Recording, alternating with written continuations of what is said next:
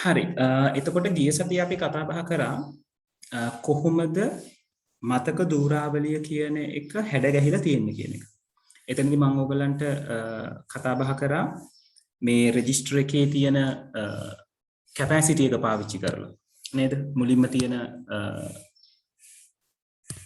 Quality එක තමයි බිටුවක පිරිවැය. බිටුවක පිරිවැය අපි බලා ගන්න නම් එක බිට් එකකට කොච්චර කොස්ට් එකක් යනවද කියලා දැනගන්න නම් අපි මේ කම්පොනන්ට්ස් ටිකේ අගය දැනගන්න ඕන කියලා මම ඔයගලන්ට කිව්වා. right එතනදී අපි විස්තර කරලා කිව්වා බිට් එකක පිරිවැය රෙජිස්ටර්ස් අරගත්තොත් සාමාන්‍යයෙන් රෙජිස්ටර් එකක් කියලා කියන්නේ අපේ CPU එකත් එක්ක ප්‍රොසෙසර් එකත් එක්ක තමයි රෙජිස්ටර් එක ගැට ගැහිලා තියෙන්නේ. ඒතර අපිට රෙජිස්ටර් එක කියන එක වෙනම ගන්න බෑ. රෙජිස්ටර් එකක් ගන්නවා නම් CPU එකම ගන්න වෙනවා. right ඒතර CPU එකක් සාමාන්‍යයෙන් වෙළඳ පොලේ රුපියල් 20000ක් 30000ක් අතර වගේ මුදලක් වෙනවා. එතකොට ඔයගලන්ට අපි සාමාන්‍යයෙන් 25000ක් විතර වගේ ප්‍රමාණයක් මට මතක විදිහට නැත්නම් 30000 දැන් මම කතා කරේ. right ඒ වගේ ප්‍රමාණයක් අපි කතා බහ කරා. right එතකොට මේ 25000ක් විතර වෙන්නේ කිලෝබයිට් ප්‍රමාණයක කම්පොනන්ට් එකක්. කෑෂ් මෙමරි එක මෙගාබයිට් වලින් ගොඩක් වෙලාවට දැන් ගණනය කරන්නේ කිලෝබයිට් වලින් ගණනය කරා කලින්. ඒත් මේකත් දැන් ප්‍රොසෙසර් එකට ඇතුළත්ව තියෙනවා. සහ අපේ මදර්බෝඩ් එක අරගත්තොත් මදර්බෝඩ් එකටත් මෙයාගේ කොටසක් පැමිණෙන්නට නියමිතයි එන්න පුළුවන්. right කෑෂ් මෙමරි කියන එක ගැන අපි දැන් පහලට කතා කරනවා. ඒක තව levels කීපයකට කැඩෙනවා කියන එක. ඒතර අපි සරලව හිතුවොත් modern එකක් අරගත්තොත් කෑෂ් මෙමරි කියන මෙමරි එක ඔයාලට හොයාගන්න පුළුවන් වෙන්නේ ප්‍රොසෙසර් එක ඇතුලේ. එතකොට ප්‍රොසෙසර් එකේ තියෙන වියදමම ළමයි තප්පරයක් ඉන්න මට මේ කෝල් එකට ආන්සර් කරන්න වෙනවා.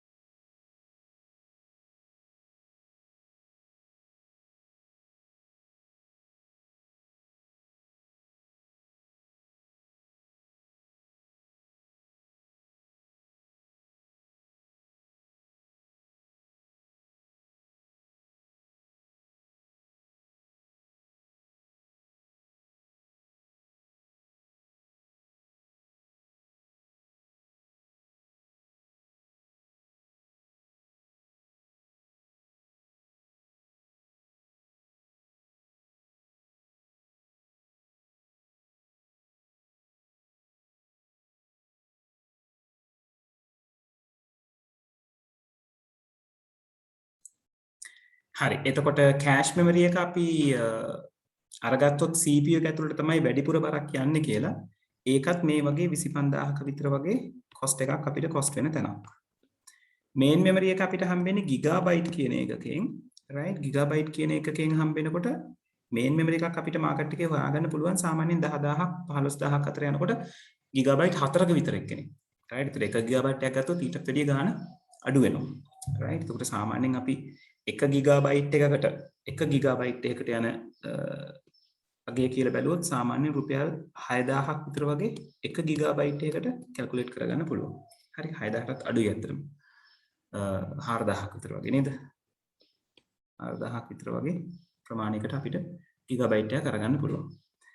secondary storage එකක් ටෙරාබයිට් වලින් එයා සාමාන්‍යයෙන් අපිට හම්බෙන්නේ right hard disk එක අරගත්තොත් සාමාන්‍යයෙන් ටෙරාබයිට් එකක් අපිට අරගන්න පුළුවන් රුපියල් 12000ක් 15000ක් විතර වගේ යනකොට අරගන්න පුළුවන්. එතකොට මේ කිලෝබයිට් මෙගාබයිට් ගිගාබයිට් අතර සාමාන්‍ය සම්බන්ධය right තමන් ඒ ගැන සම්බන්ධය ඔයගලන්ට කියලා නැහැ. මේගොල්ලෝ අතර තියෙන සාමාන්‍ය සම්බන්ධය බිට් එක තමයි අපේ කම්පියුටර් එකේ තියෙන පොඩිම යුනිට් එක වෙන්නේ. බිට් 8ක් එකතු වුණාම අපි කියනවා බිට් 8ක් එකතු වුණාම අපි කියනවා එක බයිට් එකක් හැදෙනවා කියලා. right බයිට් 1024ක් එකතු වුණාම තමයි 1 කිලෝබයිට් එකක් අපි හැදෙනවා කියලා ගන්න. right. එතකොට එහෙම බැලුවොත් අපි බිට් එකකට මේ රෙජිස්ටර් එකේ තියෙන කිලෝබයිට් එකක් කියලා හිතුවොත් right රෙජිස්ටර් එකක බිට් එකක් හොයාගන්න නම් අපිට මෙයාව දල වශයෙන් 8000න් බෙදන්න වෙනවා. බිට් එකකට ගන්න හොයනවා. මොකද බිට් 8ක් තමයි බයිට් එකක් වෙන්නේ. බයිට් 1024ක් තමයි කිලෝබයිට් එකක්. right එතකොට මේක සාමාන්‍යයෙන් අරගත්තොත් දල වශයෙන් රුපියල් 3ක් විතර වෙනවා. මෙගාබයිට් එකක් කියන්නේ ළමයි කිලෝබයිට් 1024ක්. ඒ කියන්නේ මේ 8000 කියන කෙනා තවත් 1000කින් ආසන්න වශයෙන් වැඩි වෙනවා හා සමානයි. එතකොට 8000ට තව බිංදු 3ක් එකතු වෙනවා. එතකොට අපි මේක බැලුවොත් නේද? බොහොම අඩු ගාණක්. ඒ කියන්නේ සත 3කටත් අඩුයි. නේද? මේ බිංදු 3ට මේ බිංදු 3 අයින් වුණාම 25 බෙදීම 8000. right ඒක 24 කියලා හිතුවොත් 24ට වරක් 3ක් තියෙනවානේ. එතකොට 8000 ඒව 3ක් 24000. 8000 ඒවා 300ක් තමයි 24000ක් වෙන්නේ. එතකොට 25 8000න් බෙදුවම 0.3ක් විතර. සත 3කටත් වඩා අඩුයි. ගොඩාක් අඩුයි. right ගිගාබයිට් එකක් කියන එක මෙගාබයිට් 1024ක්. ඒ කියන්නේ මේ 4000 කියන එක බෙදෙනවා මේ 8000ට තව බිංදු 3ක් කියලා ලොකු ගාණක්. නොච්චර වගේ ගාණක්. ඉතින් ගොඩාක් පුංචි අගයක් එන්නේ. right ටෙරාබයිට් එකක් කියලා කියන්නේ මේ බිංදු ටිකට තව බිංදු 3ක් එකතු වෙනවා මේ 8000 තියෙන එකට. ඒකට තවත් ලොකු අගයකින් බෙදෙන්නේ. ඒ කියන්නේ තවත් පුංචි කුඩා අගයක් එන්නේ. ඒක නිසා තමයි අපි ගිය සතියේ කතා කරේ මේ බිට් එකක් සලකනකොට මේ කම්පෝනන්ට්ස් වල එක බිට් එකක කොස්ට් එක වැඩිම රෙජිස්ටර්ස් වල කියලා. පැහැදිලිද?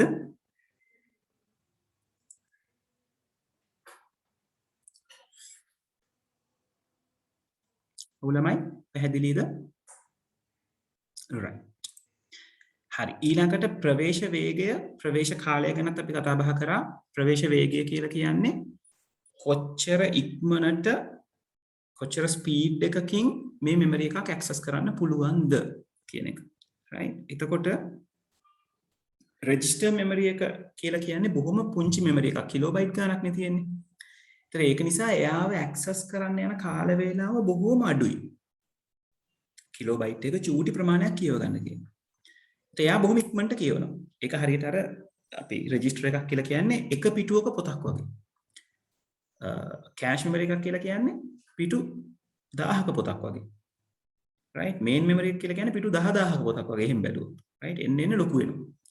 ඒක නිසා අර රෙජිස්ටර් මෙමරි එක ඇක්සස් කරන්න යන ටයිම් එක බොහොම අඩුයි. right ප්‍රවේශ කාලය බොහොම අඩුයි රෙජිස්ටර් එකේ. right චූටි වෙලාවකින් මෙයා කියවනවා.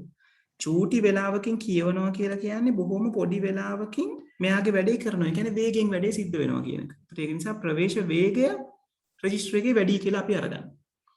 ඒක නිසා මේ හයරාකි එක දිගේ පහළට එනකොට දැන් මම මේ තැඹිලි පාට ඉතලේ දාලා තියෙන පහළට එනකොට පහළට එනකොට වේගයට මොකද වෙන්නේ? මෙයාට තියෙන්නේ පුංචි වේගයක්. right sorry මෙයාට තියෙන ලොකුම වේගය බොහොම ඉක්මනට මෙයා ඇක්සස් කරනවා. මෙයාව ඇක්සස් කරන්න තව වෙලා යනවා. right ඒක නිසා වේගය අඩුයි.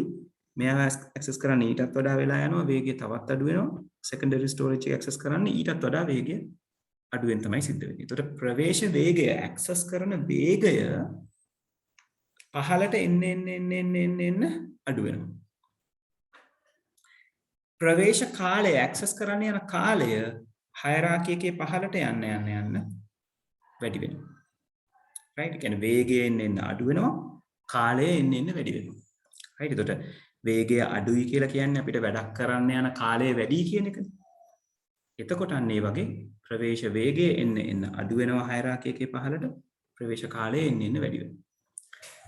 භෞතික ප්‍රමාණය පැත්ත ගත්තොත් භෞතික ප්‍රමාණය ගත්තොත් ෆිසිකල් සයිස් එක අපිට ඇහැට පේන ප්‍රමාණය රෙජිස්ටර් එකක් කියලා කියන්නේ මම කිව්වා අපේ ප්‍රොසෙසර් එක ඇතුලේ ඔයගලන්ට දකින්න හම්බෙන පොඩි කම්පොනන්ට් එකක්. right පොඩි සර්කිට් කොටසක්. ඒක තමයි ෆිසිකල් සයිස් එකෙන් අඩුම එක. කෑෂ් මෙමරි එක ඊට වැඩිය ලොකුයි. මේන් මෙමරි එක අපේ ඇහැට හොඳට පේනවා RAM එක කියලා කියන්නේ මේන් මෙමරි එකට. secondary storages hard disk ගත්තම එක එක size වලින් තියෙනවා. දැන් SSD type එක තියෙනවා නේද? ඔයගොල්ලෝ pen drive එහෙම කරගත්තොත් අපිට සාමාන්‍යයෙන් pen drive එකක size එක ඇත්තටම main memory එකට වඩා පොඩි කියලා කියන්න පුළුවන්. හැබැයි අපි සම්මතයක් විදිහට ගත්තොත් අපේ RAM එකකට සාපේක්ෂව hard disk එකක් ලොකුයි. සම්මත විදිහට ගත්තොත් right. දැන් ඒක වෙනස්. right. දැන් pen drives එනවා බොහොම පුංචි ඒවා gigabyte 32යි gigabyte 64යි 128යි right. terabyte එක කියන්නේ බොහොම චූටි කොටස් වලින් එනවා. right. ඒක නිසා ධාරිතාව කියන එක අර සාම්ප්‍රදායිකව අරගත්තම sorry භෞතික ප්‍රමාණය කියන එක සාම්ප්‍රදායිකව අරගත්තම පහළට යනකොට ප්‍රමාණය වැඩි වෙනවා කියලා අපි අරගන්නේ. නමුත් දැන් ටෙක්නොලොජි ඇඩ්වාන්ස්මන්ට් එක්ක මේගොල්ලෝ එන්න ප්‍රමාණයෙන් අඩු වෙගෙන යනවා. ධාරිතාව පැත්තෙන් ගත්තොත් කැපැසිටි පැත්තෙන් ගත්තොත් පැහැදිලිවම වැඩි වෙනවා නේද? රෙජිස්ටර් එකේ කැපැසිටි එක කිලෝබයිට් ගානක්.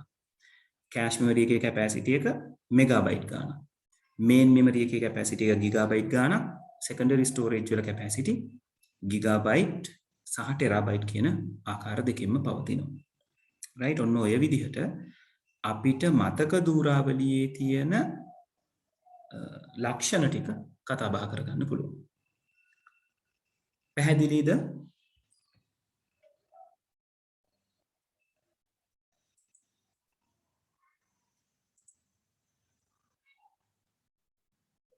අවුලමයි? පැහැදිලි? right. හොඳයි. හරි. ඔතනින් ඉස්සරහට ගියායින් පස්සේ තියෙන්නේ අපිට නශ්‍ය වන මතක volatile memories ගැන කතා කරන්න. right. හරි. volatile memories ගැන කතා කරන්න මම PDF එක ගන්නම්.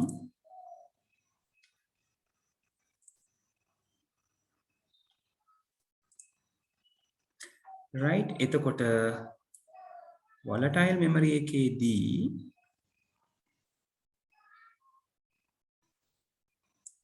අපිට කතා කරන්න තියෙනවා මේ volatile කියන වචනේ නශ්‍ය වන කියන වචනේ අපිට එන්නේ මේ නැසෙනවා කියන එකට අදාළව. right. ඉවර වෙනවා. right. ඒ කියන්නේ අපේ පරිගණකයේ අපිට මතක උපාංග වර්ග දෙකකින් හම්බ වෙනවා. එකක් තමයි මේ නැසෙන මතකයක් තියෙන මතකය. right. නශ්‍ය වන මතකයක් තියෙන මතකය. කියන්නේ නැසෙනවා කියලා කියන්නේ විනාශ වෙනවා කියලා කියන්නේ කරන්ට් එක පැවතිලා තියෙන තාක්කල් පවර් එක සප්ලයි වෙනකන් එයා ගාව මතක තියාගන්න ඕන ටික මතක තියාගෙන ඉන්නවා. පවර් එක ඩිස්කනෙක්ට් කරාම නැත්නම් මැෂින් එක ඕෆ් කරාම නැත්නම් පවර් බ්‍රේක්ඩවුන් එකක් වුණොත් right. ඒ වගේ අවස්ථාවකදී ඕගොල්ලන්ගේ මේ මතකවල තියෙන කන්ටෙන්ට් එක දේවල් අමතක වෙලා යනවා. නැත්නම් විනාශ වෙනවා නැත්නම් මාකලා දානවා. right. අන්න එහෙම මෙමරි වලට අපි කියනවා නශ්‍ය වන මතක, ඉංග්‍රීසියෙන් කියනවා volatile memories කියලා. ඒතර නශ්‍ය වන මතක වලට අයිති වෙන්නේ රෙජිස්ටර් මතකය, කෑෂ් මෙමරි එක සිංහලෙන් අපි කියනවා වාරක මතකය කියලා, RAM එක random access memory එක, එහෙමත් නැත්නම් පරිගණකයේ තියෙන ප්‍රධාන මතකය කියලාත් අපි කියනවා. දැන් ප්‍රධාන මතකය ගැන අපි වැඩිදුරට කතා කරනවා ඔපරේටිං සිස්ටම් පාඩම් පැත්තට එනකොට. මෙතන අපි විශේෂයෙන් කතා කරලා තියෙනවා නිහිත මතකය නැත්නම් වාරක මතකය ගැන.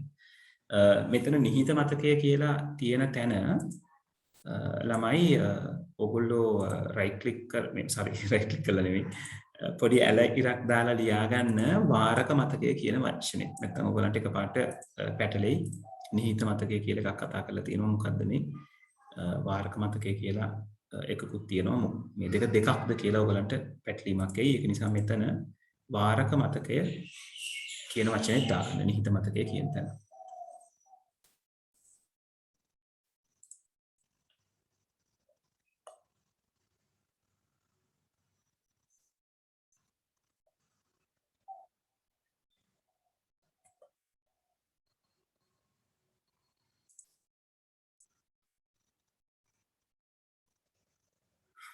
right. එතකොට දැන් ඔන්න අපි කෑෂ් මෙමරි එක ගැන කතා කරන්නේ. දැන් මම කියවනේ කෑෂ් මෙමරි එක මුල් කාලයේදී පැවතුනේ ප්‍රොසෙසර් එකෙන් පිට. දැන් ඔයාලට පින්තූරයෙන් පැහැදිලිව අඳුර ගන්න පුළුවන් මේ කෑෂ් මෙමරි කියන කෙනා ඉන්නේ RAM එකයි processor එකයි CPU එකයි අතරමැද. එතන අපි දන්නවා මොකක් හරි වැඩසටහනක් ක්‍රියාත්මක වෙන්න ඕන වුණා. hard disk එකේ දාලා තියෙන වැඩසටහන මුලින්ම RAM එකට load කරන්න ඕනේ. අපි operating system පාඩම කතා කරනකොට කතා කරනවා වැඩසටහනක් ක්‍රියාත්මක කරාම වැඩසටහනෙන් හැදෙනවා processors කියලා જાතියක්. processors නෙවෙයි process කියලා જાතියක්. ක්‍රියාවලි කියලා જાතියක් අපි ක්‍රියායන කියලා කියනවා. ඒතර මේ ක්‍රියායන ටික තමයි අපි RAM එකට අරගන්න ඕනේ. ඊට පස්සේ RAM එකෙන් මේ ක්‍රියායන වල තියෙන උපදෙස් එකින් එක රෙජිස්ටර් එකට දීලා අපි අර von Neumann architecture එකේ කතා කරේ. රෙජිස්ටර් එකට දීලා රෙජිස්ටර් එකේ ඉඳලා ALU එකට යවලා මෙයාව ක්‍රියාත්මක කරගන්නවා. ක්‍රියාත්මක කරගෙන ප්‍රතිඵලය අරගන්නවා. ප්‍රතිඵලය නැවත මේන් මෙමරි එකට යවනවා. මේ කෑෂ් මෙමරි එක ඔතනදී හරිය ලස්සන වැඩක් කරනවා. එයා කරන්නේ RAM එකේ තියෙන RAM එකේ ඉඳලා CPU එක ඇතුලේ ළඟදී ක්‍රියාත්මක වෙච්ච වැඩසටහන මෙයා මතක තියාගන්න කෑෂ් මෙමරි එක. හැබැයි වැඩසටහන් කීපයක් පමණයි. අන්තිමටම ක්‍රියාත්මක වෙච්ච වැඩසටහන් කීපයක්. right? එතකොට නැවත වැඩසටහනක් ක්‍රියාත්මක වෙන අවස්ථාවකදී operating system එක අපේ machine එකේ install කරලා තියෙන operating system එක කියනවා මුලින්ම cache memory එකේ බලන්න මේ කියන වැඩසටහන cache memory එකේ තියෙනවද? එහෙම බලන්න හේතුව තමයි cache memory එක CPU එකට ළඟයි.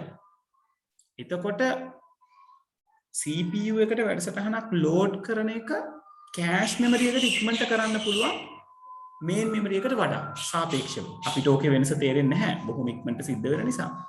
නමුත් CPU එකට අදාළව cache memory එක ළඟයි. ඒක නිසා ළඟ තියෙන එකේන ඉක්මනට පාවිච්චි කරන්න පුළුවන් සහය පාවිච්චි කිරීමෙන් කාර්යක්ෂමතාව වැඩි කරගන්නත් පුළුවන්.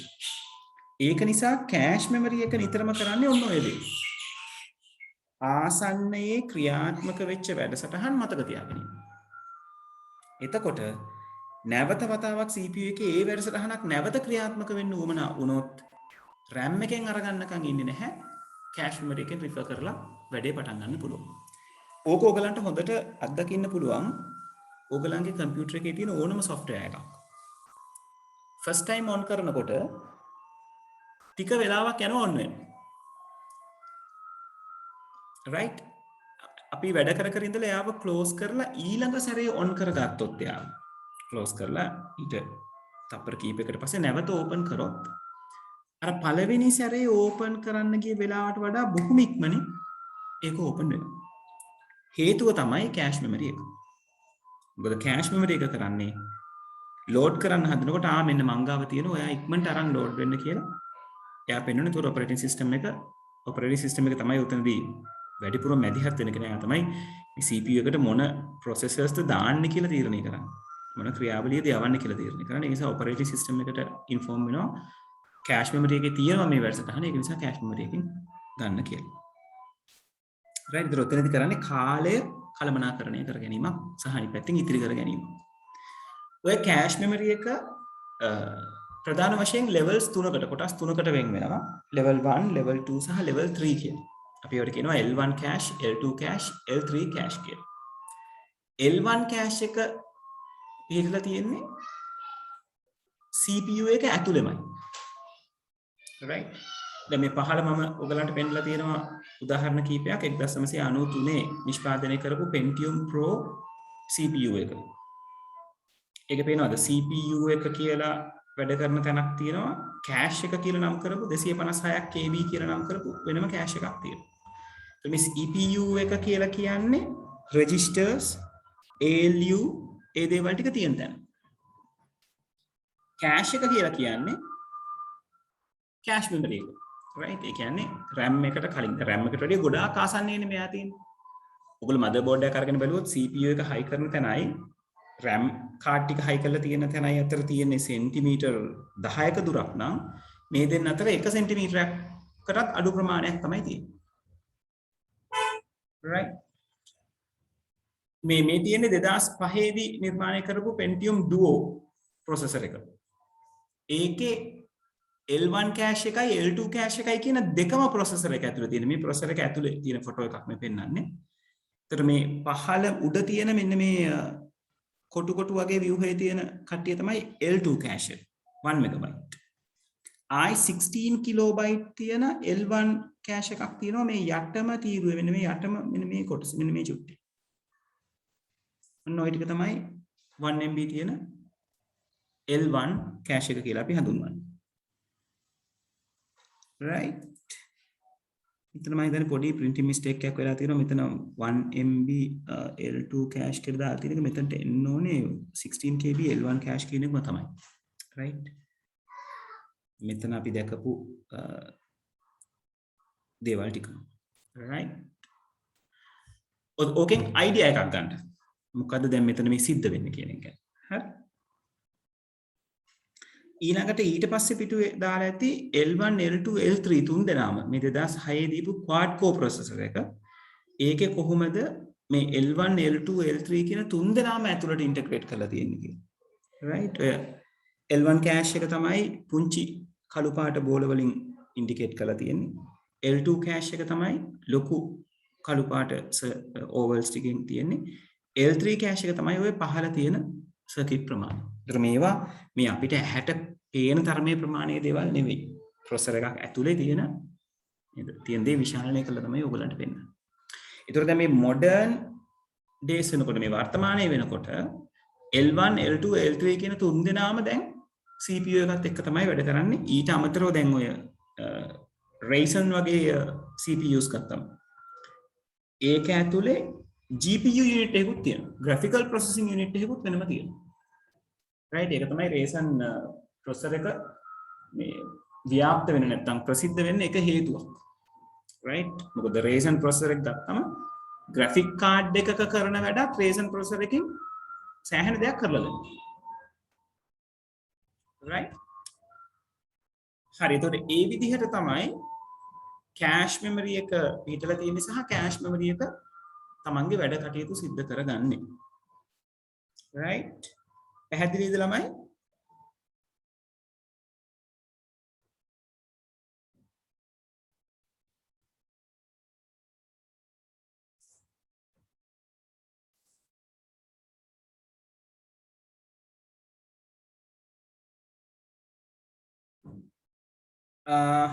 රසිරු onboard graphics කියන්නේ වෙනම concept එකක් CPU එකේ GPU එකක් තියෙනවා කියන්නේ පුතේ වෙනම concept එකක් right ඒ කියන්නේ මේ CPU එක ඇතුලේ graphical processing unit එකක් connect වෙලා එනවා කියලා කියන්නේ හරියට මේ වගේ දැන් මෙතන මේ cache එක තියෙනවා වගේ CPU එක වෙනම තියෙනවා වෙනම graphical processing unit එකක් තියෙනවා Ryzen ගේ onboard VGA කියලා කියන්නේ පුතේ motherboard එකේ chipsets පාවිච්චි කරලා තියෙන chips පාවිච්චි කරලා graphic වලට process කරන්න පුළුවන් වෙන විදිහට support කරන එක. එතකොට අතන ඇත්තටම onboard නෙවෙයි ඒක ඇත්තටම on chip කියලා තමයි අපිට කතා කරන්න වෙන්නේ. on chip graphic cards කියන එක. right? අර motherboard එකේ තියෙන එක තමයි අපි on board graphic කියලා කියන්නේ. right? පැහැදිලි?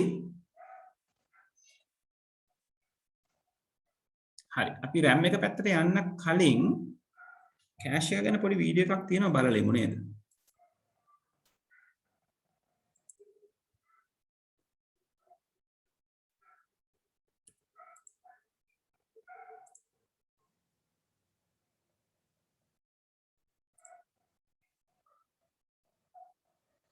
විනාඩියක් ඉන්න මම ඒක ලෝඩ් කරගන්නකම්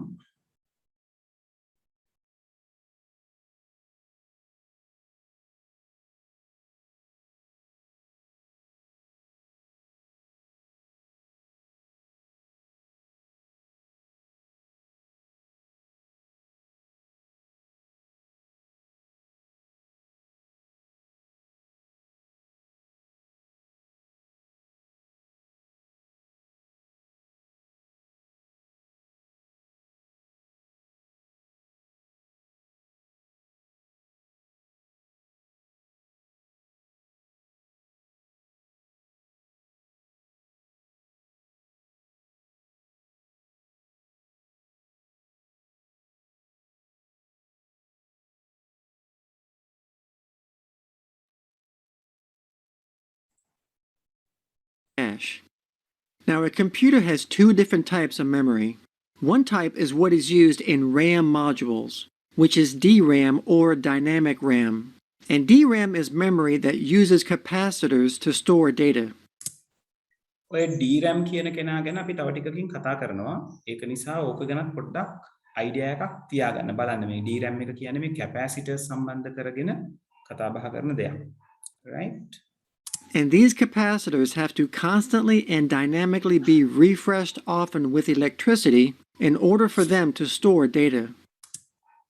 එතකොට ඔය මෙතන පෙන්නන්නේ ඔය capacitors වලින් හදලා තියෙන RAM modules මේ chip එක මේ කළු පාට chips ටික හැදිලා තියෙන්නේ ඔය capacitors ඇතුලේ දාලා IC set එකක් තියෙන්නේ මේ. එතකොට මේගොල්ලන්ගේ දත්ත මතක තියාගන්න මේගොල්ලෝ සැරින් සැරේට මේගොල්ලන්ට කරන්ට් එක දිදී charge කර කර තියාගන්න ඕනේ. නැත්තම් charge එක බහැලා අමතක වෙනවා. Right? But there's another type of memory that a computer uses that doesn't have to be constantly refreshed. And this memory is called SRAM or static RAM. එතකොට SRAM කියන concept එකේදී වෙන්නේ මේ වගේ capacitors පාවිච්චි වෙන්නේ නැහැ. ඒක නිසා නැවත මේ current එක දිදී charge කරන්න අවශ්‍ය නැහැ ඒගොල්ලන්ව. එක සැරයක් current එක දුන්නම ඒගොල්ලෝ මතක තියාගෙන ඉන්නවා. ඒක නිසා ඒගොල්ලන්ට SRAM නැත්නම් static RAM නැත්නම් ස්ථිතික සසම්භාවී ප්‍රවේශ මතක කියලා අපි සිංහලෙන් කියනවා. ඒතර අපේ main memory එකේ ඉන්න කෙනා ඇත්තටම එයාට විටින් විට current එක දෙන්න ඕනේ. right? ඒ කියන්නේ current එක අඩු වැඩි වීමක් කරන්න ඕනේ. ආරෝපණය කරන්න. SRAM එකට current එක සැරයක් දුන්නම එයා මතක තියාගෙන ඉන්නවා. ඒතර මේ DRAM SRAM කියලා කියන්නේ වෙනම කතා දෙකක්. අපි කියනවා DRAM කියන කෙනා පාවිච්චි වෙන්නේ අපේ ප්‍රධාන මතකය හදන්න. SRAM කියන කෙනා පාවිච්චි වෙනවා registers සහ cache memories හදන්න කියලා. right? දැන් අපි මෙතන කතා කරන්න හදන්නේ cache එක ගැන. right? And SRAM is what is used in the CPU cache. And because SRAM doesn't have to be constantly refreshed, it is a lot faster than DRAM. And it's also very expensive.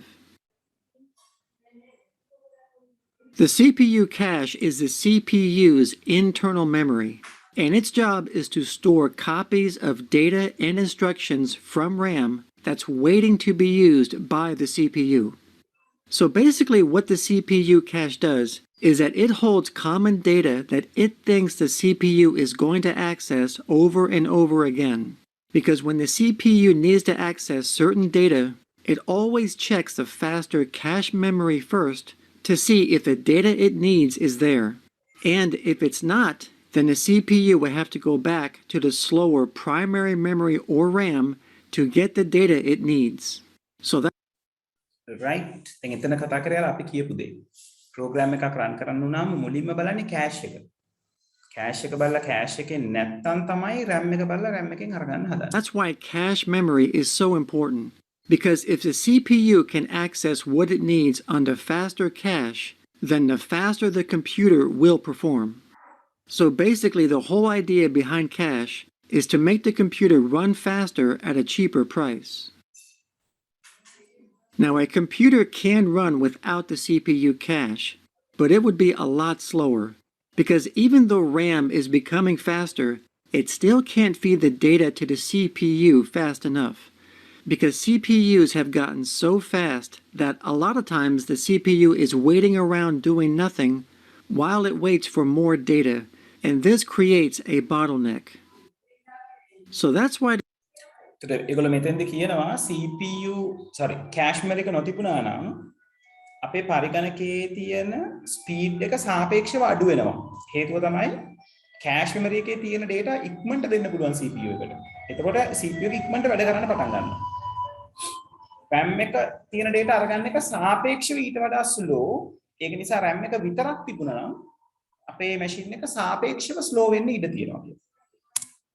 the CPU cache was developed, so it can act like a middleman between the CPU and RAM to assist in feeding the CPU the data it needs a lot faster, which reduces bottlenecks.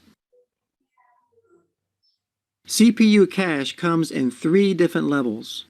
For example, there's level 1 cache, which is also called primary cache.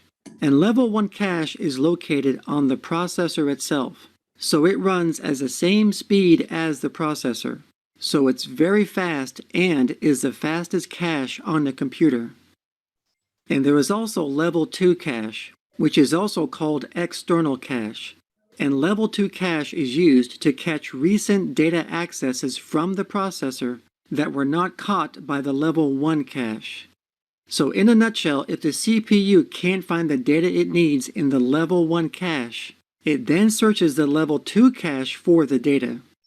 And if the CPU can't find the data in the level 2 cache, then it searches the last level of cache, which is level 3. And level 3 cache is used to catch recent data accesses that were not caught by the level 2 cache. දැන් මෙතන ඔයගොල්ලන්ට අඳුන ගන්න තව පොඩි දෙයක් තියෙනවා. ඒ තමයි level 1, level 2, level 3 කියන cache වලින් අරගත්තම ප්‍රමාණයෙන්, ඒ කියන්නේ capacity එකෙන් පොඩි මෙක්කෙනා level 1.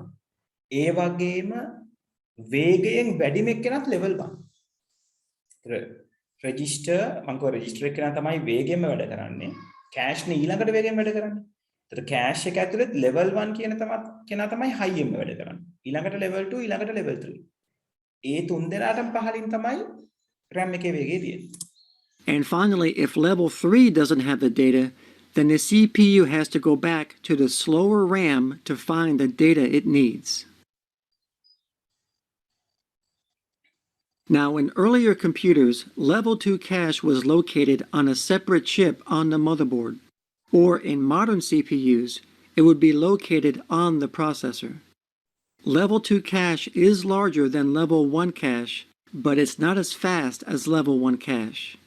And level 3 cache is also located on the processor. Level 3 is larger than level 2, but it's not as fast as level 2 cache. Level 3 is often referred to as shared cache because its memory is shared between all the cores on the CPU, whereas level 1 and level 2 cache are dedicated to their own CPU core.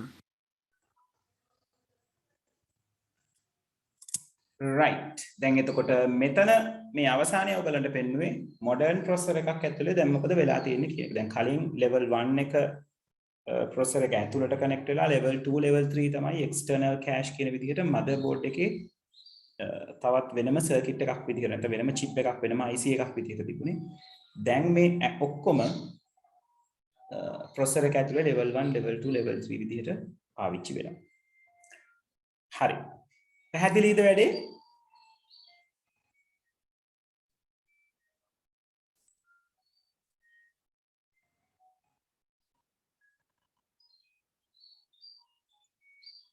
ඔව් ළමයි පැහැදිලිද?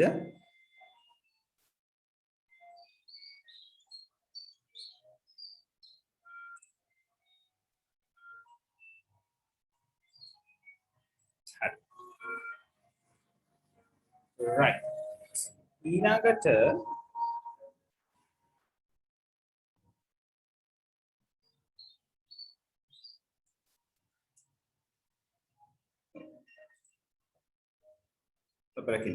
zoom කරගන්නකම්.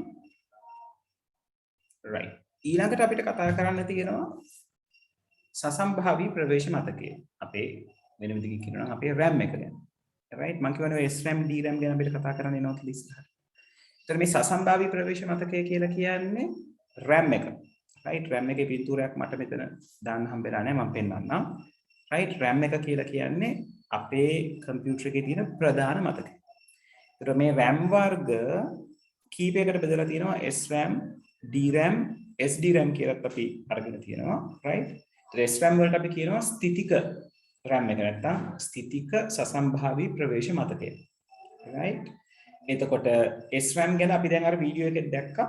SRAM කියන එක නිහිත මතකය. මෙතන ළමයි මේ printing mistake එකක් වෙලා තියෙනවා. නිරත මතකය නෙවෙයි නිහිත මතකය. ඒක හදා ගන්න. මෙන්න මේ තුන්වෙනි පේළියේ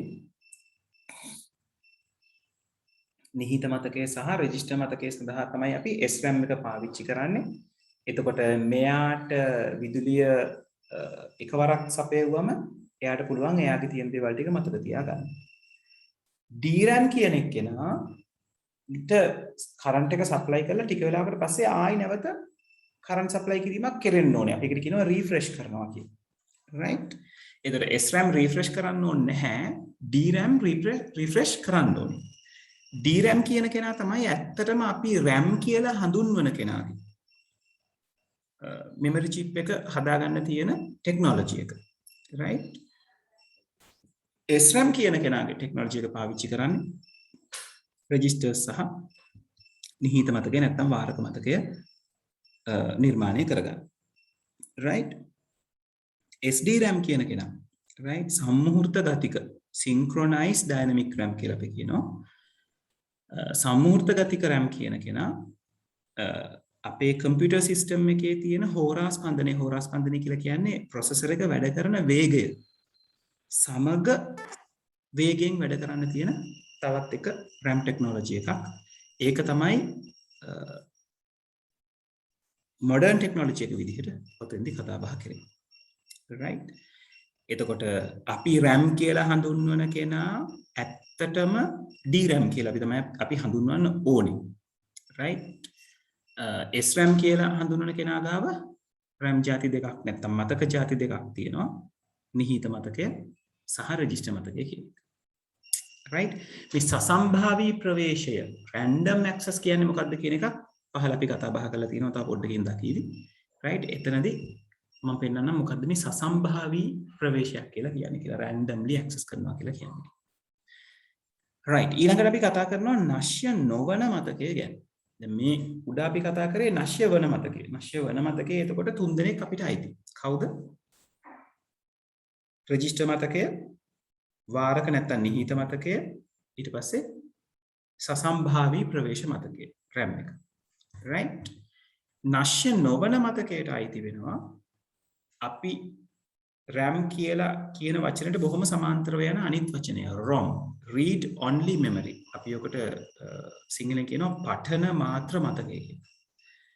ඒ වගේම තමයි අපේ secondary storage. අපි ඒවා කලින් ඉගෙන ගත්තා. මතකනේ? චුම්බක මාධ්‍ය, ප්‍රකාශ මාධ්‍ය සහ ඝන මාධ්‍ය. right? magnetic storage, optical storage සහ solid state storage. right? ඒක නිසා ඒක ගැන නැවත කතා බහ කරන්න යන්නේ නැහැ. ඒගොල්ලෝ නශ්‍ය නොවන මතක කියන ගණයට අපි අරගන්න ඕනේ. සහ පඨන මාත්‍ර මතකය read only memories. දැන් මේ read only memory එකක් ගොඩාක් වෙලාවට ඔයගලන්ට දැන් මේ දකින්න හම්බෙන්නේ මෙන්න මේ IC කියන type එකකින් integrated circuit එකක් විදිහට. මෙයා ඇතුලේ තමයි අදාළ circuit එක තියෙන්නේ. ඒ circuit එකෙන් ඒ circuit එකට හැකියාව තියෙනවා විදුලිය තිබුණත් නැතත් යම් යම් දේවල් ගබඩා කරලා තියාගෙන ඉන්න. විදුලිය නැති වුණත් එයා ඒක මකා දැමීමක් සිද්ධ කරන්නේ නැහැ. ඒකයි යාට read only memory කියලා කියන්නේ. right? පඨන මාත්‍ර මතකයක් කියලා කියන්නේ කියවීම සඳහා පමණක් තියෙන කෙනෙක් සහ යාට කියවීම සඳහා පමණක් තිබීම. පඨන මාත්‍ර කියන වචනේනේ තව හේතුවක් තියෙනවා. ඒ හේතුව තමයි මේ ROM එක ෆික්ස් කරලා ඉන්නේ අපේ motherboard එකට. right? ඔයගොල්ලෝ සමහර ලාවට නම් අහලා ඇති BIOS, CMOS වගේ දේවල්. right? එතකොට මේක පාර්සල් එන්නේ අපේ motherboard එකට.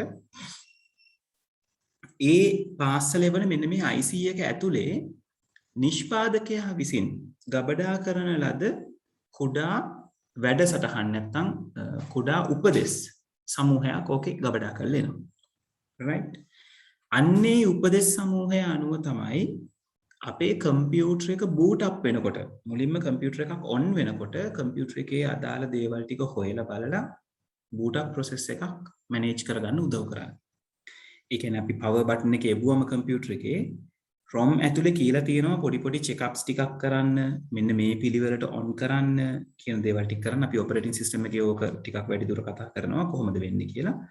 අන්නේ instruction ටික මෙන්න මේ ROM එකේ තමයි රඳවලා ඉවරලා තියෙන්නේ. right? ඒතර ROM කීපයක් තියෙන්න පුළුවන්. BIOS කියලා කියන්නේ basic input output system කියලා අපි කියනවා. අපි operating system කරනකොට ඕක ගැන කතා කරනවා. BIOS chip එක කියලා අපි හඳුන්වන්නේ මේ ආකාරයක ROM එක. තව එනවා CMOS. right? ඒ වගේ ඔය ROM chips අපිට කීපයක් තියෙනවා අපිට දකින්න පුළුවන් වෙන ආකාරය. එතකොට මම කියවනේ මේ ROM කියන එක්කෙනා නිෂ්පාදකයා විසින් නිෂ්පාදනය කරලා ඊට පස්සේ ඒකට යම් programs කීපයක් දාලා fix කරලා එවන දෙයක් කියලා. ඊට පස්සේ ROM දියුණු වෙනවා මේ programmable ROM, erasable programmable ROM, electrically erasable programmable ROM කියන පැති වලට. right? එතකොට මේ programmable ROM නැත්නම් අපි කියනවා PROM එකක් කියලා වැඩසටහන් ගත කළ හැකි ROM එකක්. ඒ කියන්නේ මේක මේ empty IC එකක්. නැත්නම් program නොකරපු IC එකක්. අපිට පුළුවන් ROM එක program කරන්න. ඇත්තටම අපි නෙවෙයි ඒක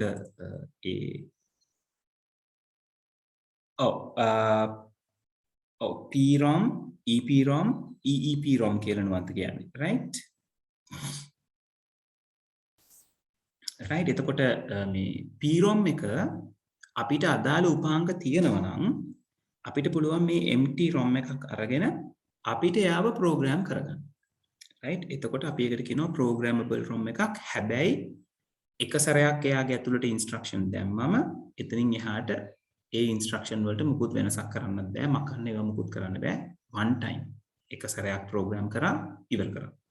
ඊට පස්සේ ආව අදාළ circuit එකට fix කරගන්න ඕන.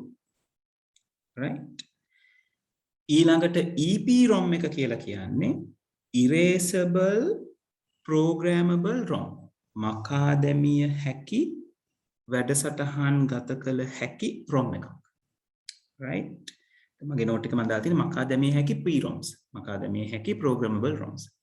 එතකොට මෙතන මේ EPROM එක අරගත්තම EPROM එක පුළුවන් program කරන්න සහ අපිට අවශ්‍ය නම් ඒ program එක මකලා අලුතෙන් program එකක් දාන්නත් පුළුවන්. හැබැයි ඒක කරන්න ඇතුළේ තියෙන program එක මකන්න නිකන් බෑ. පාර ජම්බූල කිරණ නැත්නම් අපි කියනවා UV light එකක් කියලා. UV light එකක් ඕන වෙනවා. right? ඒතර UV light ලබා දෙන විශේෂ උපකරණ තියෙනවා. අන්නේ උපකරණයක් පාවිච්චි කරලා යන්ත්‍රයක් පාවිච්චි කරලා ROM එකේ ඒක ඇතුළට fix කරලා erase කරලා පස්සේ අපිට program එකක් write කරවන්න පුළුවන්. ඊළඟට EEPROM, electrically erasable programmable ROM. විද්‍යුත් වශයෙන් මකා දැමිය හැකි වැඩසටහන් ගත කරන්න පුළුවන් ROMs. right, එතකොට EEPROM වලට පුළුවන් විද්‍යුත් ආරෝපණය කර නිරාවරණය කිරීම. දැන් අර කලින් තිබ්බනේ පාර ජම්බූල කිරණ කියලා. ඒතර පාර ජම්බූල කිරණ මේ බලලා ක්ලීන් කරගන්න ඒකට අදාළ වෙන යන්ත්‍රයක් අවශ්‍යයි. හැබැයි විද්‍යුත් ආරෝපණයක් කියලා කියන්නේ අපිට ගොඩක් වෙලාවට සාමාන්‍ය යන්ත්‍රයකින් ලබා දෙන්න පුළුවන් දෙයක්. ඉලෙක්ට්‍රිකල් charge එකක්. අපි ෆෝන් එක charge කරන්නේ. එතකොට අපි දෙන ඉලෙක්ට්‍රිකල් charge එකක්. අන්න ඒ වගේ charge එකකින් අපිට පුළුවන් මෙයාව මකලා program කරන්න. ඔය EEPROM එකක් තමයි අපි පාවිච්චි කරන්නේ අපේ 11 වෙනි පාඩමේ තියෙනවා IoT කියලා lesson එක. right, Internet of Things. එතෙන්දී අපි robotics වලට අදාළ මූලික දේවල් ටිකක් කතා කරනවා. Arduino boards එහෙම පාවිච්චි කරලා. ඒ Arduino board එක උඩ තියෙනවා IC එකක්. ඒ තියෙන්නේ EEPROM එක. ඒක අපිට පුළුවන් අපේ machine එකට connect කරලා USB cable එකක් හරහා අපිට අවශ්‍ය program එක computer එකෙන් හදලා අපේ EEPROM එකට මෙයාව pass කරන්න. එතකොට එතනදි වෙන්නේ අපේ EEPROM එක electrically මකලා අපිට අදාළ program එක එතනට පාවිච්චි කරන එක. ඒතර USB එක හරහා පොඩි electric current එකක් යනවා. ඒ විද්‍යුත් ආරෝපණයෙන් යාව මකන එක නැවත ලියන එක සිද්ධ කරන්න පුළුවන්. right, එතකොට ඔන්න ROM ಜಾති තුනයි. PROM, EPROM, EEPROM. right.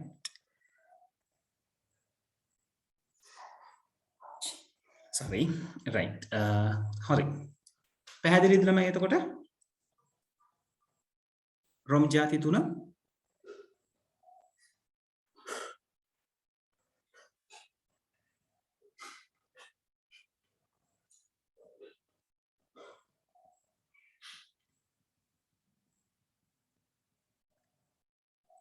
right. හොඳයි. ඔන්න අන්තිම ටික දෙවෙනි පාඩමේ මතක ප්‍රවේශ ක්‍රම. right, එතකොට මතක ප්‍රවේශ ක්‍රම මම කියවනේ ಜಾති දෙකක් තියෙනවා. එකක් තමයි sequential access, අනිත් එක්කෙනා තමයි random access. ඔය sequential access ඔයගලන්ට බලා ගන්න පුළුවන් හොඳම තැනක් තමයි ගෙදර තියෙනවා නම් පරණ කැසට් රෙකෝඩ් එකක්. right? පරණ කියන්නේ කැසට් ප්ලේ කරන්න පුළුවන් එකක් තියෙනවා නම් කැසට් රෙකෝඩ් එකේ තියෙන sequential access. කැසට් එක අපි ප්ලේ කරාම කැසට් එකේ පටියේ data ලියලා තියෙන විදිහට එකකට පසු එකක් තමයි යා කියවගෙන යන්නේ. තැනින් තැනට පැන පැන කියවන්නේ නැහැ. right? අපිට පුළුවන් එකපාරට රිවයින්ඩ් කරන්න නැත්නම් ෆාස්ට් ෆෝවර්ඩ් කරන්න. එතකොටත් අර පටිය එකින් එකට දුවල තමයි එක තැනක නතර වෙන්නේ. right? එතකොට සාමාන්‍යයෙන් කැසට් එකක් ගත්ත කැසට් එකේ ටේප් එක අරගත්තොත් right? කැසට් ටේප් එක ඔහොම එතිලා තියෙනවා. කැසට් එකේ හෙඩ් එක තියෙනවා මේ විදිහට උඩින්. එතකොට මෙයා මේ විදිහට රීඩ් කරගෙන යන්නේ sequentially රීඩ් කරගෙන යන්නේ. right? මේ තියෙන හෙඩ් එක නම් හෙඩ් එක පහු කරගෙන යනකොට මෙතන තියෙන data එක රීඩ් කරනවා. right? කැසට් එක දැකලා තියෙනවද නේද? කැසට් පීස් දැකලා තියෙනව නේද? මම හිතනවා දැකලා ඇති කියලා. right? මේ වගේ උපකරණේ. right? ඒකට උඩින් මේ ටේප් එක ඇත්තට මේ ටේප් එක තියෙන උඩම ටිකේ right? මට ලේසි කැසට් එකක් ඔන්ලයින් පෙන්නන එක නේ.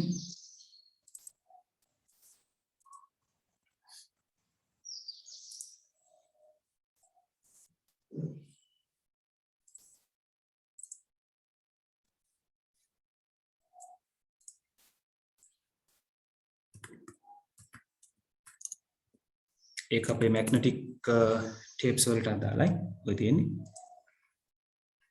right? ඒකට මෙයාගේ මේ උඩ තියෙන රිබන් එක රීඩ් කරන එක තමයි කරන්නේ. right? එතකොට මේ random access කියන කෙනා එක නිශ්චිත ස්ථානයක් නෙවෙයි. කැමැති තැනක් සෙටල් කරගන්න පුළුවන්. එක තැනක ඉඳලා එකපාරට පැනලා තව තැනක් කියවන්න පුළුවන්. ඒකයි අපිට random access කියලා කියන්නේ. අහඹු විදිහට ප්‍රවේශ වෙනවා. right? එකින් එක පාස් කරගෙන යන්නේ නැහැ. ඒ කියන්නේ දැන් අපි පඩිපෙලක් නගිනකොට පඩිපෙල නගින්නේ sequential විදිහට. එකකට පසු එකක්. පඩිපෙල අපිට random විදිහට නගින්න බෑ. නේද? පඩිපෙලේ ඕනනම් අපිට random විදිහට සෙල්ලම් කරන්න පුළුවන්. පළවෙනි පඩියේ ඉඳලා තුන්වෙනි පඩියට පැනලා දෙවෙනි පඩියට ඇවිල්ලා දෙවෙනි පඩියෙන් හතරවෙනි පඩියට පැනලා එහෙම සෙල්ලම් කරන්න පුළුවන් random access වලදී. right? එතකොට කම්පියුටර් එකේ දත්ත කියවනකොට sequential access එකක් පාවිච්චි කරනවා random access එකක් පාවිච්චි කරනවා. නුවන්ත ඔප්ටිකල් ඩිස්ක් එකක CD එකක නුවන්ත හොඳ ප්‍රශ්නයක් අහන්නේ. CD එකක data store වෙනකොට store වෙන්නේ එක ළඟ. right? එතකොට එයා ඇත්තටම අපි read කරන්නේ sequential විදිහට. right? hard disk එකක දේවල් store වෙනකොට තනින් තන store කරන්න පුළුවන්. එතකොට ඒක randomly access එකක් දෙන්න පුළුවන්. right? මොකද ඔයගොල්ලෝ empty CD එකක් write කරොත් ඔයගලගේ burner එකේ CD එක සාමාන්‍යයෙන් write කරන්න කලින් ඔයගොල්ලෝ දැකලා තියෙනවනේ. හරි ලස්සනට ඔයගලගේ මූණ පේන විදිහට දිලිසෙනවා CD එක බැලුවොත්.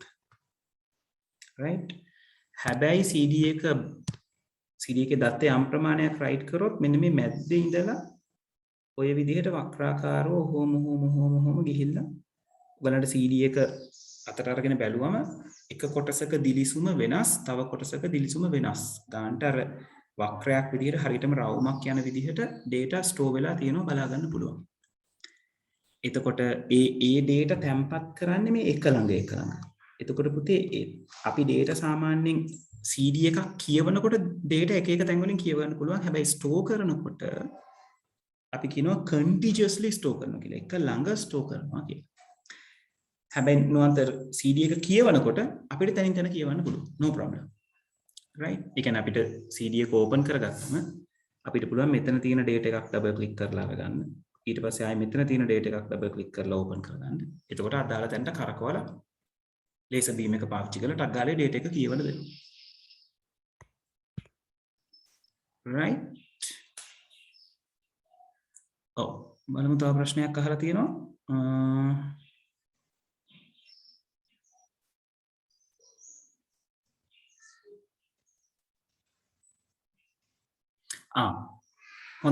හොඳට හිතලා බලලා ප්‍රශ්නයක් අහලා තියෙන නුවන්ත.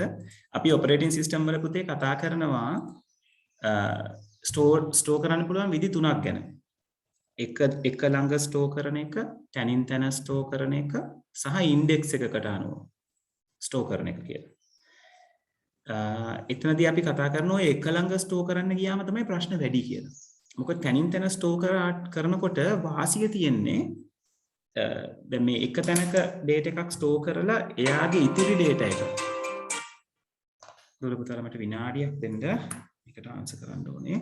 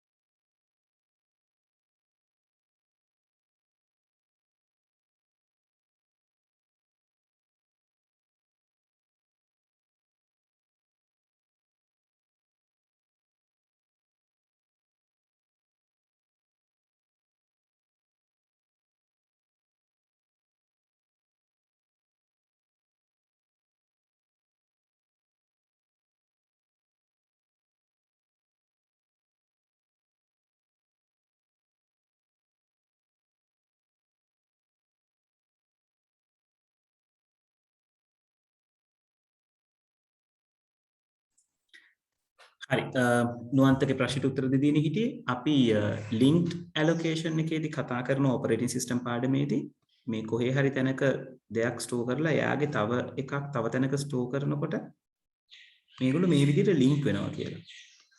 ලින්ක් වෙවි යන එක ගැටලුවක් නෑ පුතේ. අපිට ඕන තරම් මෙහෙම ලින්ක් වෙවි ලින්ක් හද මුළු hard disk එකම පිරෙනකම් ස්ටෝර් කරන්න පුළුවන්. right operating system එකේදී අපි කතා කරමු. දැන් හතරවෙනි පාඩම ඉවර වෙලා කතා කරගෙන යනකොට ওই ටික තමයි අපි කතා කරන්නේ. හරි. එහෙනම් අපි දෙවෙනි පාඩම නිල වශයෙන් ඔන්න ඉවරයි. right. එතකොට මේ වෙනකොට අපි පළවෙනි පාඩම ඉවරයි, දෙවෙනි පාඩම ඉවරයි, තුන්වෙනි පාඩම ඉවරයි.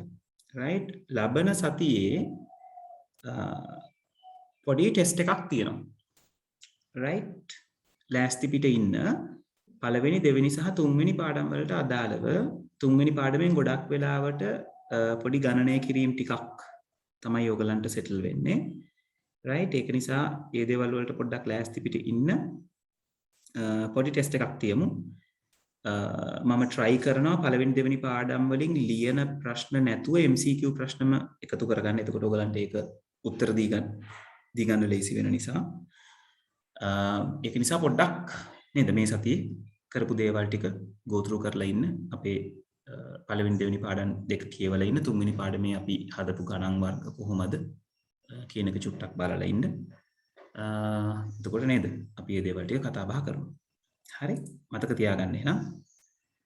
නෑ Google Form එකකින් මම try කරන්නම්. හරි මට හදා ගන්න වෙලාව තිබුණොත් මම Google Form එකකින් දෙනවා. නැත්නම් සාමාන්‍ය විදිහට offline කියන්නේ PDF එක ඔයගලන්ට හම්බෙයි. PDF එක බලලා මට උත්තර ටික communicate කරන්න තියෙනවා.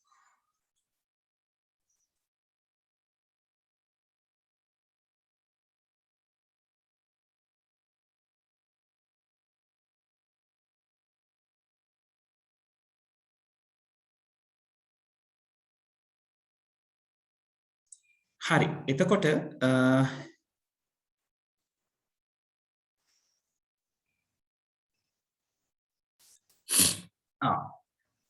හරි නවන්ත අපි try එකක් දීලා බලමු නේද LMS එකක් තියෙනවා LMS එක setup කරගන්න ඕනේ ඒකට time එකක් ඕනේ බලමුකෝ මම කලෙක්ට් කරලා තියෙන දේවල් ටික ඕකේ කරගන්න පුළුවන් වුණොත් මම ඔයගලන්ට එකක් දෙන්නම් right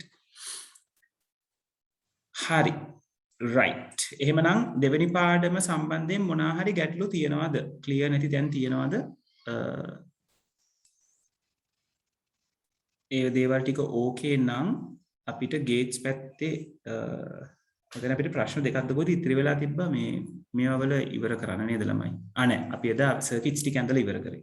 එතනට පොඩ්ඩක් බලන්න පුළුවන්. ගැටලු තියෙනවද? ගැටලු තියෙනවා නම් විසඳ ගන්න පුළුවන්.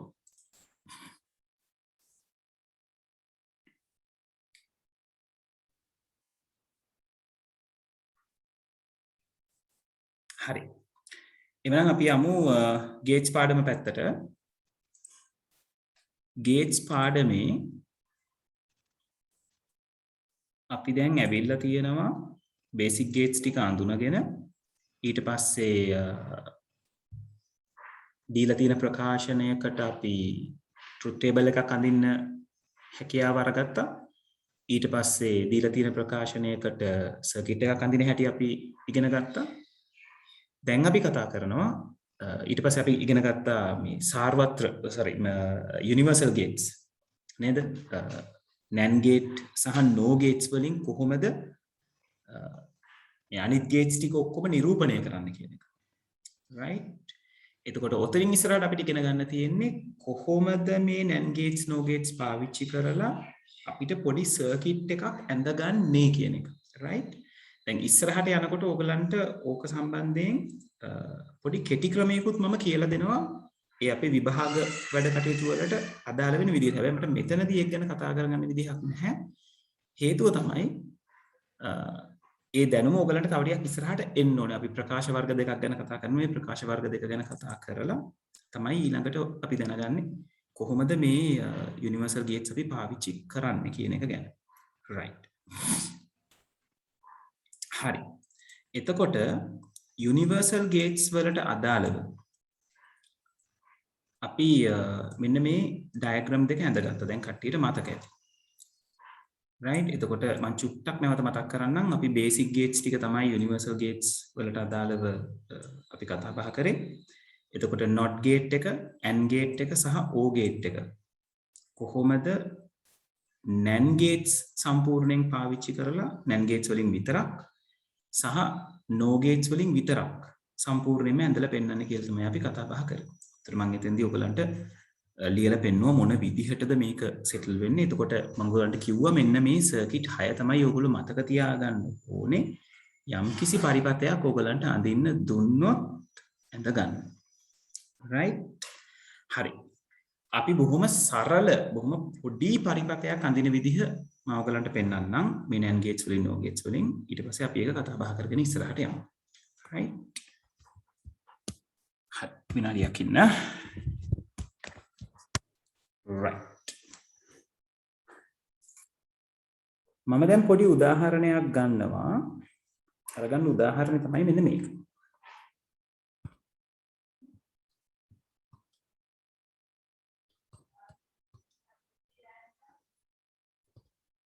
A bar plus B dot C යන පරිපතය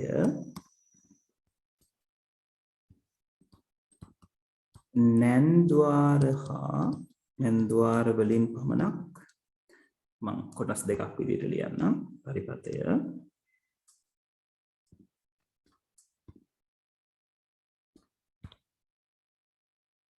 විදුනිත 4:00 ඉවරයි.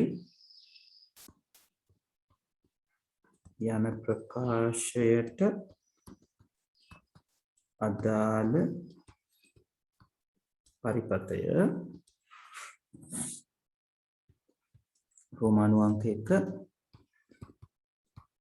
NAND ద్వාර වලින් පමණක් රෝමානු අංක 2 NOR ద్వාර වලින් පමණක් නිර්මාණය කරන්න.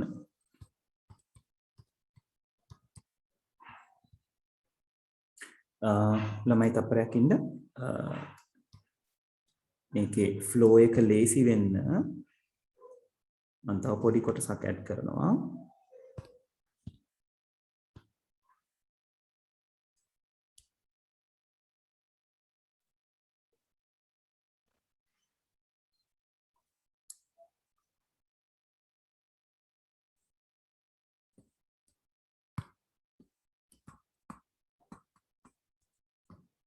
මූලික ద్వාර වලින් කොහොමද කියන එකත් ගමු. මෙයා 1 මෙයා 2 මෙයා 3 right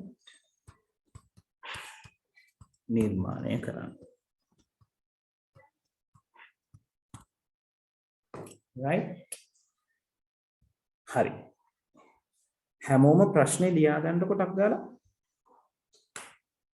ප්‍රශ්න කියන්නේ මේ උදාහරණය question කියලා දාන්න එපා මේක උදාහරණය කියලා දාන්න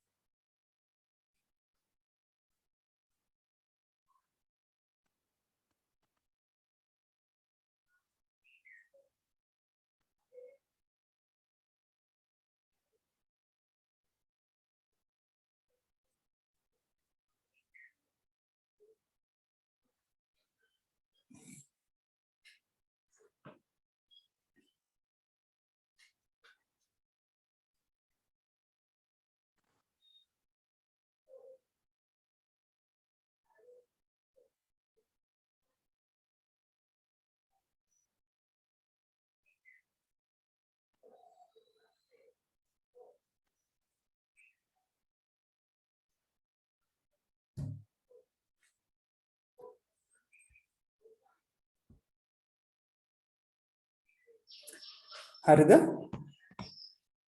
ඉවරයිද ලියාගෙන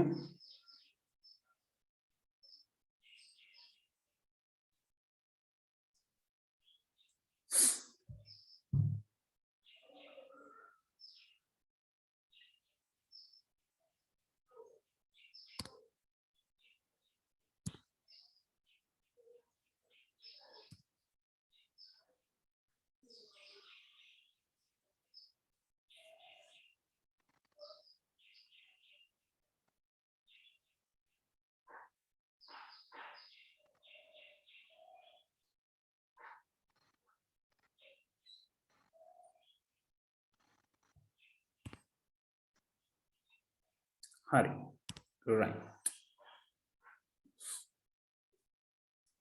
මෙයාව අපි දැන් ටක් ගාලා බේසික් ගේට්ස් වලින් අදිමු අපි දන්නවනේ මේක බේසික් ගේට්ස් වලින් අදගන්න මේ වැඩේ මම එක ළඟ කරන්න හේතුව ඔයගලන්ට මේක පැහැදිලි වෙන්න right බොහොම සරල දෙයක් අපි කරන්නේ right නමුත් මේක පටල ගන්න නැතුව පැහැදිලි කරගන්න ඕනේ a bar plus b dot c නේ අපිට අඳින්න තියෙන්නේ එහෙනම් අපි a line එකයි b line එකයි c line එකයි අපි අරගන්නවා ඔන්න lines ටික ඇඳගත්තා right මම අඳින්න ඕනේ a bar plus b dot c right එහෙමනම් සාමාන්‍යයෙන් සමීකරණයක් තියෙනකොට අපි මූලිකත්වය දෙන්නේ ඩොට් එකට right ඒ කියන්නේ b dot c කියන කෙනා මුලින් නිර්මාණය කරගන්න පුළුවන් එහෙම නැත්නම් a bar මුලින් නිර්මාණය කරගන්නත් පුළුවන් no problem මේ දෙන පද දෙකක් විදිහට තියෙන නිසා අපි අපේ හරි විදිහට ගියොත් අපි b dot c නිර්මාණය කරන්න ඕනේ මම හිතන්නේ මම ඔයගලන්ට මෙන්න මේ ක්‍රමය ගැන පැහැදිලි කරා මම පටන් ගන්න තැන ඩොට් එකක් තියලා පටන් ගත්තොත් මට අර ලයින්ස් වලින් පැන පැන යන එක පෙන්වන්න අවශ්‍ය නැහැ මට පුළුවන් මෙහෙම ඩිරෙක්ට් ක්‍රොස් කරන්න ලයින් එක right එතකොට b එකයි c එකකට මම ඩොට් එකක් තියලා පටන් අර ගන්නවා අරගෙන එයාව දානවා and gate එකක් ඇතුළේ දැන් මට b dot c කියන කෙනා එළියට එනවා ඊට පස්සේ A bar හදා ගන්න ඕනේ. ඒකෙන් line එකක් අරගන්නවා. not gate එකකින් දානවා. ඊට පස්සේ A න output එක අපි මොකද කරන්නේ? O gate එකකින් එළියට යවනවා. ඔන්න එතකොට අපිට අවශ්‍ය output එක එනවා. මෙතනින් A bar එනවා. මෙතනින් අපිට එනවා A bar plus B.C. දැන් ඊළඟට අපිට කරන්න කියලා තියෙන්නේ NAND ద్వාර වලින් පමණක් අඳින්න. දැන් ඔන්න ඕගලන්ට උදව් වෙනවා මෙන්න මෙතන අපි මේ ඇඳගත්ත වගුවේ දෙවෙනි තීරුව NAND පරිපත ටික. දැන් අපි කරන්නේ not gate එක තියෙන තැනට right මේ not gate එක තියෙන තැනට මෙන්න මේ වගේ කෙනෙක් අඳින එක. බොහොම සරලයි.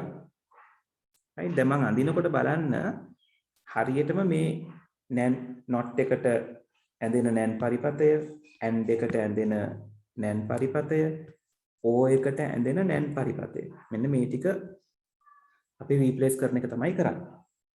right හරිම ලේසි. හැබැයි පරිස්සමෙන් කරන්න ඕනේ මේවා රීප්ලේස් කරනකොට ඔයා කලින් රීප්ලේස් කරපුවා ගැන හිතා ඉන්න එපා. right ඔන්න බලන්න සිද්ධ වෙන දේ. මම මුලින්ම AND gate එක කනෙක්ට් කරගන්න තැනට යනවා. මම මේ ලයින්ස් තුන ඔහොම දික් කරගන්නවා. right දික් කරගෙන AND gate එක නේ අපි මුලින් හදාගෙන තියෙන්නේ. එතකොට මගේ මේ AND gate එක NAND වලින් අඳිනකොට මෙන්න මෙහෙම අඳින්න පුළුවන්. කොහොමද? A වලුනේ B වලුනේ ගන්න ලයින් දෙක මුලින් NAND gate එකකින් යනවා. ඊට පස්සේ නැවත දෙකට බෙදිලා NAND gate එකකින් යනවා. right එතකොට මෙන්න මෙයාව තමයි මම මෙන්න මෙතන ඇඳලා තියෙන්නේ. right and කියන එක්කෙනා තමයි NAND වලින් ඔය පෙන්නලා තියෙන්නේ. ඕගොල්ලෝ හරහට ඉරි ගහ ගන්න ඕනේ නැහැ. ඔයගලන්ට පැහැදිලි වෙන්නයි ඔක අඳින්නේ. ඊට පස්සේ මට මොකද්ද කරන්න තියෙන්නේ? not gate එක හදා ගන්න ඕනනේ. not gate එක NAND වලින් හදලා තියෙන්නේ මෙන්න මෙහෙම. මේ ඉන්නේ not gate එක.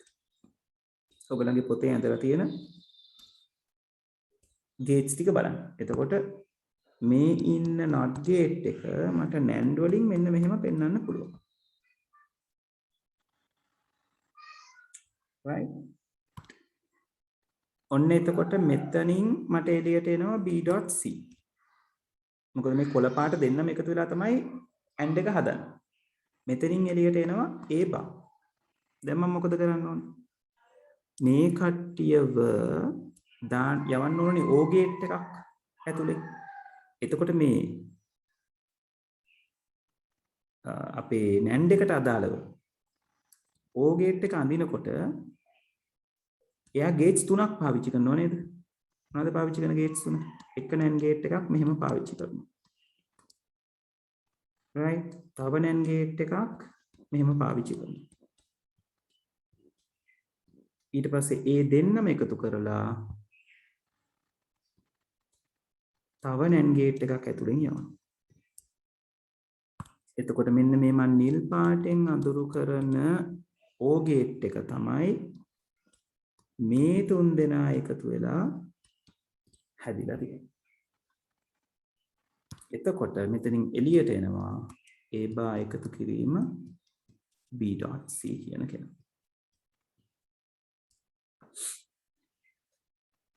පැහැදිලිද?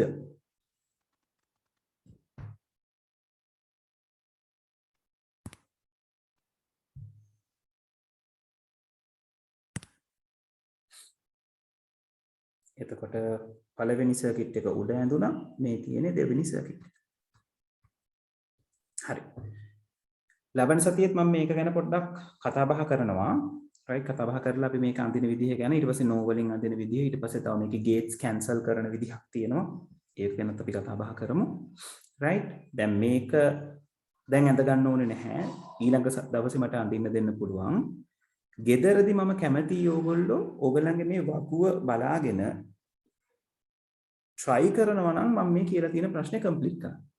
try එකක් දෙන්න. පොතේ නෙවෙයි කටු වැඩ කොලයක. right පොතේ අපි හරි විදිහට මේක මේ විදිහට හරියට වර්ණ කරලා ගැලපෙන විදිහට ඉඳගමු. හරි. right එහෙනම් මම අදට සෙෂන් එක මෙතනින් නතර කරනවා. ඊළඟ දවසේ මතක තියාගන්න පොඩි පුංචි එක්සෑම් එකක් තියෙනවා. right සමහරලාට අපිට පැය එකමාර මොකද ප්‍රශ්න ටික පැයක විතර වගේ එක්සෑම් එකක් දෙන්නේ. ප්‍රශ්න ටික කතා බහ කරන්න අපිට එතන හරි වැරදි බලලා ප්‍රශ්න ටික කතා බහ කරගන්න පොඩි වෙලාවක් යයි. සමහර හිතනවා ලබන සතිය ගොඩක් වෙලාවට අපිට ප්‍රශ්න ටික ඔයගලන්ට කරලා සාකච්ඡා කරන්න දවස ගත වෙයි කියලා ඊළඟ සතිය. ඒකට ලෑස්ති පිටින් ඉන්න. ඊට පස්සේ අපි මේක ගැන ඉස්සරහට කතා කරගෙන යමු. හරි. හරි. එහෙනම් අදට මම මෙතනින් සෙෂන් එක නතර කරනවා. ලබන සතියේ එහෙනම් විභාගයට ලෑස්ති පිට කට්ටිය මෙන්න. right? හරි. ගිහින් එන්න එහෙනම්. thank you very much. good night හැමෝටම.